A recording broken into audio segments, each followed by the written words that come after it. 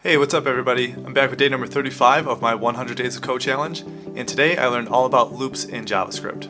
I learned about the while, the do while, and the for loop, and when to use each one and how they're used. I also learned how to avoid infinite loops and how to use loops to display HTML to your web page. Then I put it all into practice. I used a for loop to display 10 consecutive numbers, and then I used a for loop to display 100 consecutive numbers, and then I counted by 5 up to 100. And the last thing I did was another coding exercise dealing with loops. I took a lot of repetitive code and I figured out a way to simplify it and refactor it. So originally it was 67 lines of code and I got it down to 15. And according to Team Treehouse, there's actually a way to refactor this even further, but this is what I was able to do on my own.